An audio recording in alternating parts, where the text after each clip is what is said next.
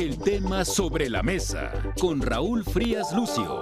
Bienvenidos al tema sobre la mesa. Gracias por acompañarnos en este espacio de opinión de lo que está sucediendo en estos momentos en nuestro país y también con nuestros vecinos del norte. Para hablar, para analizar el tema, Juan Carlos Zúñiga, nuestro analista del tema sobre la mesa. Juan Carlos, ¿cómo estás? Lo esperado. Sí, estamos atentos a lo que sucede en esta sesión de la Suprema Corte de Justicia y que en estos momentos se está discutiendo por parte de los ministros de la Corte, pues esta reforma judicial, precisamente la de el proyecto que propone uno de los ministros, que es precisamente el de declarar inconstitucional parte de la reforma judicial. Bueno, ya pues se está poniendo sobre la mesa, han venido participando los ministros con diferentes opiniones y seguramente en un rato más tendrá una votación. Se espera que por lo menos si se necesita una mayoría calificada de los 11 ministros, se necesita el voto de 8. Pero, bueno, hace un rato, en una de las ponencias, el ministro Pérez Dayán, sí, pues pareció que de alguna forma podría votar en contra del tema y esto desde luego deja ciertos niveles de incertidumbre. Juan Carlos. ¿Qué tal, Raúl? Es un gusto coincidir contigo con la audiencia de Mega Noticias. Sí, justamente, al parecer se rompe el bloque de los 8 ministros necesarios para declarar inconstitucional parte de la reforma judicial y la argumentación que tiene el ministro Alberto Pérez Dayán, que ha sido ampliamente difundida en las últimas horas, es que la Corte ya había establecido en 2016 por mayoría de votos que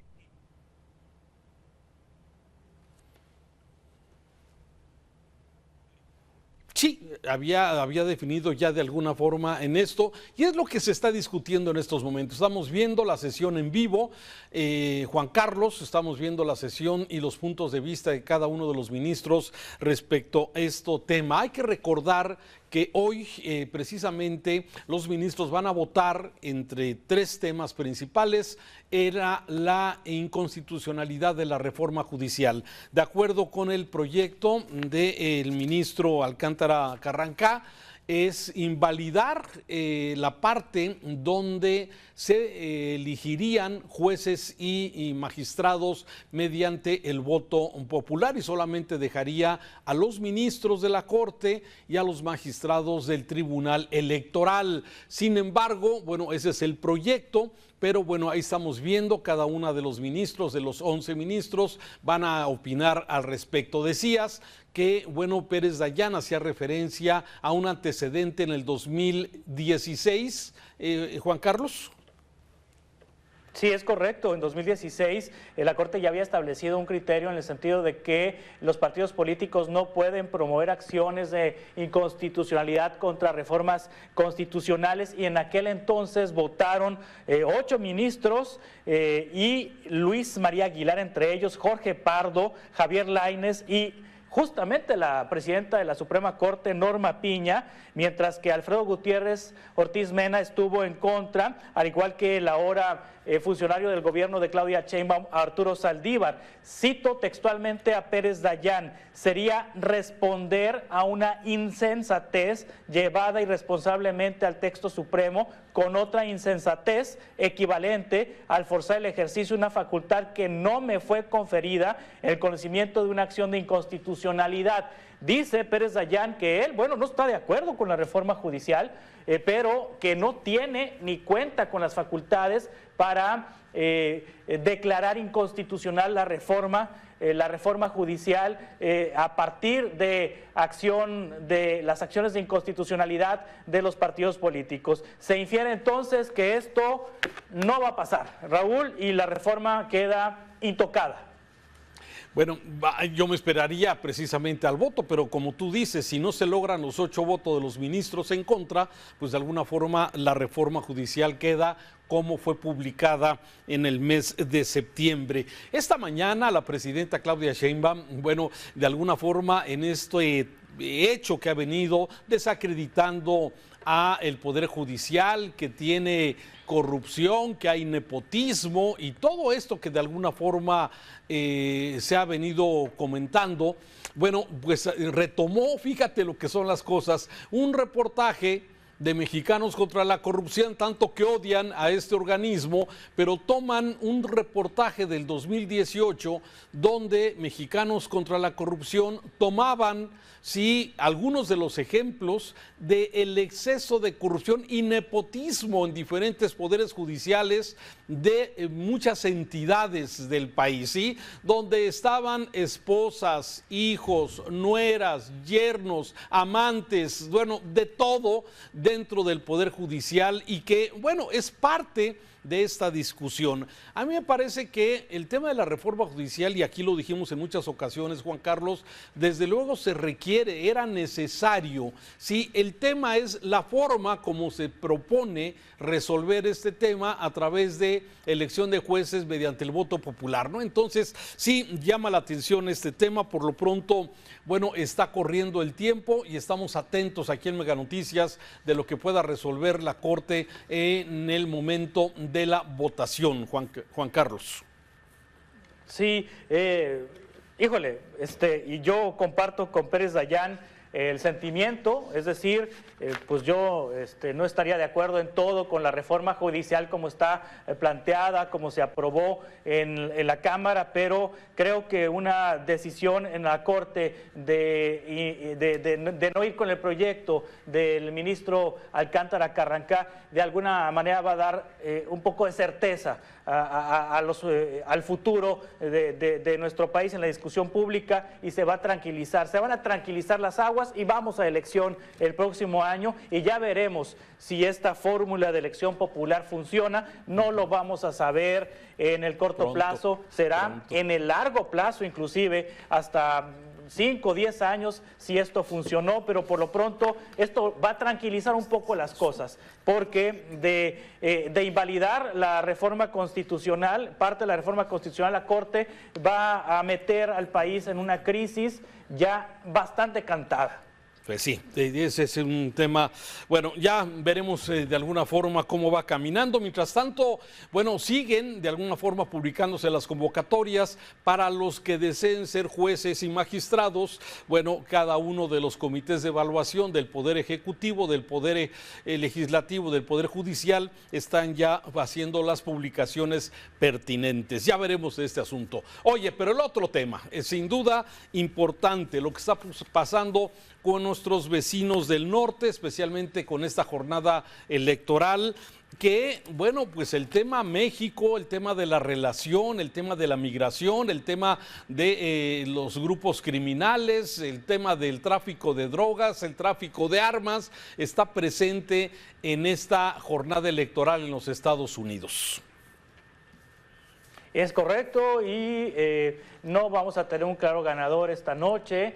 Hay que decirle a la audiencia que esto va a tardar algunos días para saber quién ganó la elección de los Estados Unidos, a menos de que haya un voto oculto a favor de Donald Trump, Raúl, y que haya un claro ganador esta noche. Pero si las encuestas son precisas, si las encuestas están apegadas a lo que va a ocurrir en el transcurso de este día, no hay un claro ganador en este momento entre Kamala Harris y Donald Trump, que Donald Trump pues ayer le echó un tirito a Claudia Sheinbaum. Qué bueno que la presidenta no se enganchó.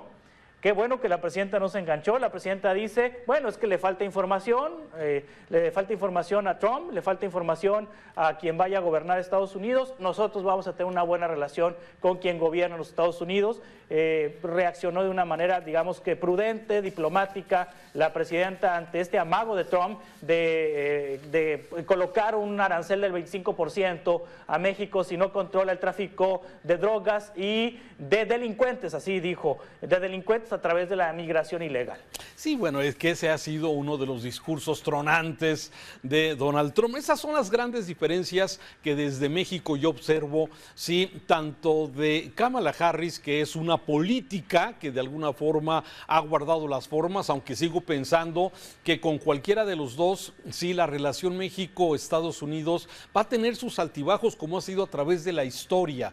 A través de la historia, la relación con Estados Unidos ha sido así, sí, con momentos de tensión, con momentos de mucha comunicación, y así han sido en los últimos años. Y no creo que, aun sea que gane Kamala Harris o gane Donald Trump, me parece que eso no va a cambiar mucho. La única diferencia son las declaraciones tronantes, ¿sí?, espectaculares que hace Trump, no como la de ayer, sino al día siguiente le va a hablar a Claudia Sheinbaum, a la presidenta, para decirle: o frenas la migración, sí, o ahí te van aranceles del 25%, como ya amenazó anteriormente al gobierno mexicano también con esto mismo. Y la diferencia es que, bueno, sí, se hizo un muro con la Guardia Nacional para evitar precisamente esto. Difícil en los momentos, muchas veces, en esa relación bilateral. Sí, ahorita es muy difícil que algún analista, que algún experto en el tema de la política estadounidense se aventure a declarar un ganador. Yo no me considero un experto en la política estadounidense, pero tengo la sensación, Raúl, tengo la percepción de que esta elección la va a ganar Donald Trump.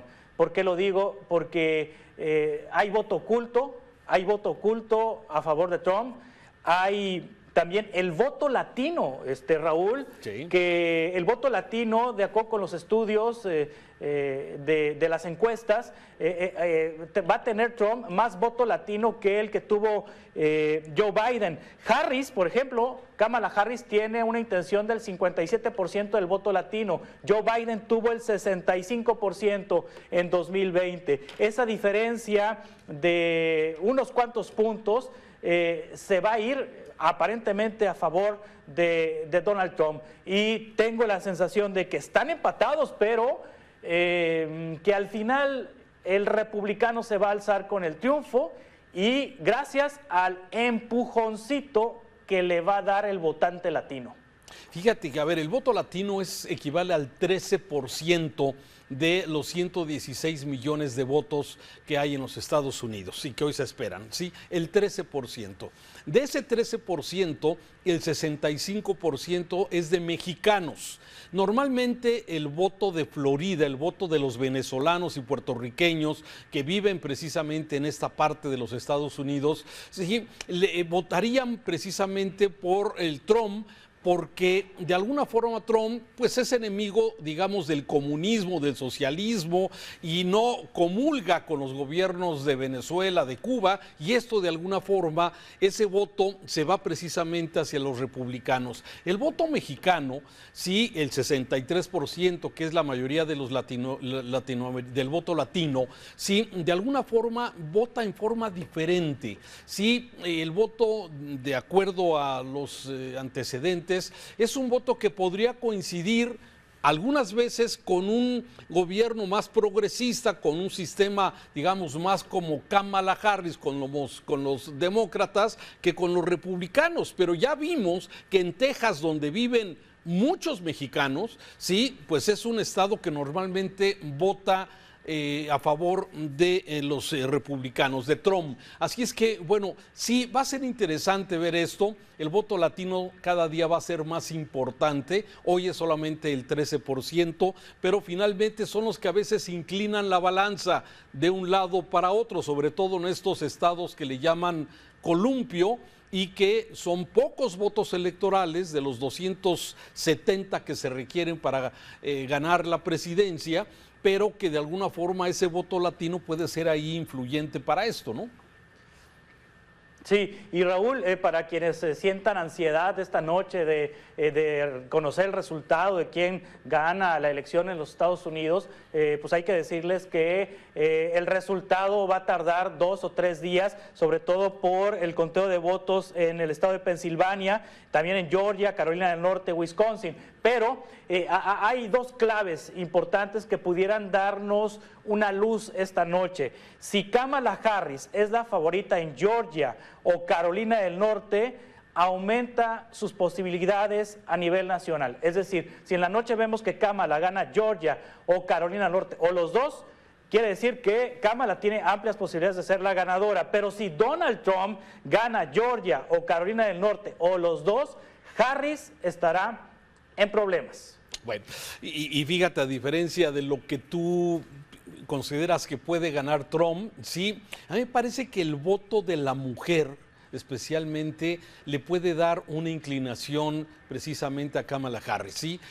Yo tengo una percepción más allá de lo que los estados grandes normalmente votan republicano-demócrata. Me parece que esos estados columpio y ese pequeño voto que no sabemos si es pocoño, si hay voto oculto o será este voto masivo de mujeres, también puede incluir la balanza hacia Kamala Harris. Ya es cuestión de horas que lo sabremos, estimado Juan Carlos.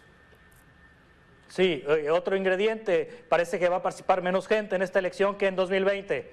Eso favorecería a Trump.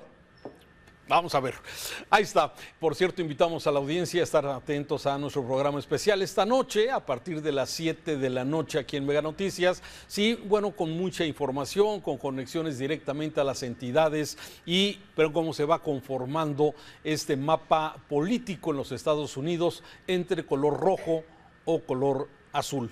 Gracias, Juan Carlos, seguimos atentos. Buenas tardes. Buenas tardes, Raúl, un placer. Este es el tema sobre la mesa. Sobre la mesa con Raúl Frías Lucio.